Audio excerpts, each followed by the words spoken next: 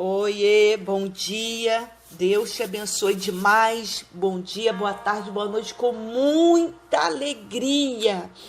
O Senhor é contigo, homem valente, mulher valente do Senhor. Você sabe que eu sou a pastora Ana aqui do Rio de Janeiro, sou irmã em Cristo e nós temos essa melhor amiga, a Bíblia, a Palavra de Deus. E hoje eu quero ler um texto para você. Tenha paciência, hein? Deixa a rede social lá um pouco para ouvir a palavra de Deus. Essa palavra que pode te salvar de muita coisa no dia da tua angústia. Para te prover o livramento que você precisa lá na frente. Então alimenta o seu espírito, depois você faz as outras coisas, tá bom? Então, abre o seu coração, dê ouvidos à palavra de Deus. Tem um texto que fala assim: cuidado como tu ouves, né? Então para ouvir. Você não pega uma pessoa importante que está falando com você, uma palavra de alguém importante, sai andando e vai deixando ela falando sozinha. Vai, não. Então a palavra de Deus é digna de toda aceitação. Aqui na Bíblia, a mensagem no Atos 12, eu vou ler para você, tá bom? Olha. É uma história impressionante que eu estava lendo aqui, dei muita risada com o Senhor. Bom demais saber que Deus cuida da gente. Olha só, diz assim, ó, vou ler. Foi nesse meio tempo que o rei Herodes pôs na cabeça a ideia de perseguir alguns membros da igreja. Mandou assassinar Tiago, irmão de João, e quando viu que isso fez subir sua popularidade entre os judeus, ordenou a prisão de Pedro. Tudo isso durante a semana da Páscoa. O apóstolo ficou na cadeia, vigiado por 40 grupos de 4 soldados. O rei planejava deixar que o povo linchasse depois da Páscoa. Então Pedro estava preso. E Herodes queria mesmo que Pedro fosse linchado pela população. Durante todo o tempo em que Pedro esteve sob severa vigilância na cadeia, a igreja orou fervorosamente por ele. Viu o poder da oração? Quando você não tem nada para fazer, querido, orando, tinha alguma coisa para fazer? Não. Alguém podia tirar ele de lá? Não, humanamente, não. Então a igreja foi orar. O dia em que Herodes havia marcado para a morte de Pedro estava chegando. Naquela noite, guardado por 2 soldados, um de cada lado, Pedro dormia como um bebê. Eu tive que rir porque... ai, meu Deus, é tão bom confiar no Senhor dessa maneira. Dormir, descansar enquanto o Senhor trabalha. Havia ainda guardas na porta vigiando o lugar. Herodes não queria correr riscos. De repente apareceu um anjo ao lado do prisioneiro e uma luz inundou a cela. O anjo acordou Pedro. Depressa, as algemas caíram dos pulsos de Pedro, do apóstolo, e o anjo ordenou: vista-se, calce os sapatos. Pedro obedeceu. O anjo disse ainda: vista o casaco e vamos sair daqui. Pedro seguiu, mas não acreditava tudo aquilo fosse verdade. Achou apenas que estava sonhando. Depois de passar por 2 grupos de guarda, eles chegaram no portão de ferro que conduzia à cidade, que se abriu automaticamente. Eles chegaram à rua sem nenhum impedimento. Na primeira esquina, o anjo deixou-o seguir o seu caminho. Foi quando Pedro percebeu que não estava sonhando. Não posso acreditar, isso é real. O Senhor enviou o seu anjo e me livrou das garras de Herodes e do espetáculo que a multidão judaica esperava. Ainda sacudindo a cabeça, maravilhado, ele foi para a casa de Maria, mãe de João. A casa estava cheia de amigos que oravam. quando bateu a porta do pátio, uma jovem chamada Rode veio atender. Mas quando ela reconheceu a voz de Pedro, ficou tão alegre e ansiosa que correu para contar a novidade a todos, esquecendo-se de abrir a porta e deixando-o na rua. Mas eles recusavam-se a acreditar na palavra dela. Perdeu o juízo? Disseram. Mas ela insistia em sua história. Ainda céticos, começaram a dar asas à imaginação. Deve ser o anjo dele. Depois de todo esse tempo, o pobre Pedro ficou na rua batendo a porta. Finalmente, abriram a porta e quando viram que era ele mesmo, não sabiam o que dizer. Pedro os acalmou com um gesto. Depois de contar como o Senhor o havia tirado da cadeia, pediu: digam a Tiago e os irmãos o que aconteceu, e em seguida retirou-se dali. Ao raiar do dia, a cadeia estava empolvorosa. Onde está Pedro? O que aconteceu com ele? Queriam saber. Herodes mandou que trouxessem Pedro, e como ninguém sabia onde ele estava, nem conseguia explicar o que havia acontecido, os guardas é que foram executados. Cortem a cabeça deles, ordenou. Cansado da Judéia e dos judeus, Herodes foi de férias para Cesareia. As coisas não iam bem para Herodes. O povo de Tiro e Sidom fazia oposição a ele, mas pediram a Blasto, braço direito do rei, uma audiência com Herodes. Uma delegação tentaria, de boa vontade, acertar a situação.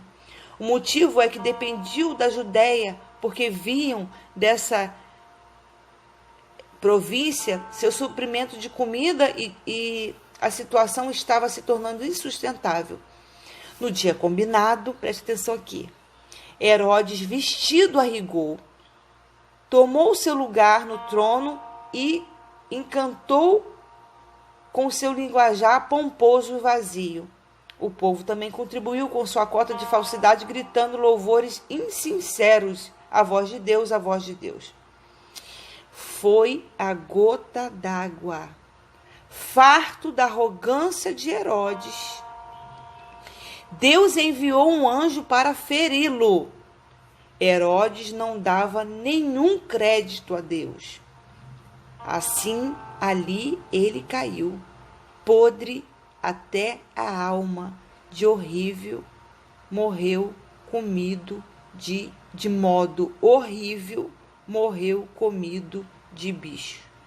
Olha isso aqui.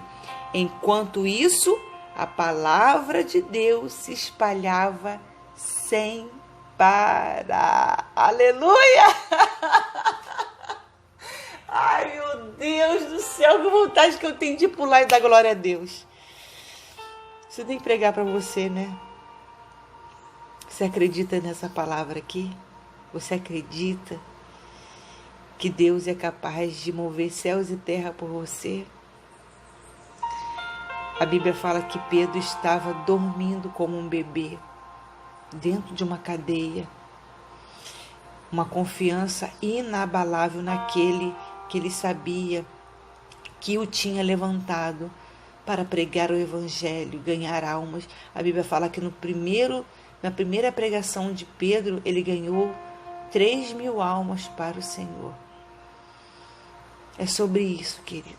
É sobre você confiar em Deus, ainda que, contudo, todavia, sabe? Mas, o se, todas essas situações, essas preposições, eu sei lá que nome que dá isso.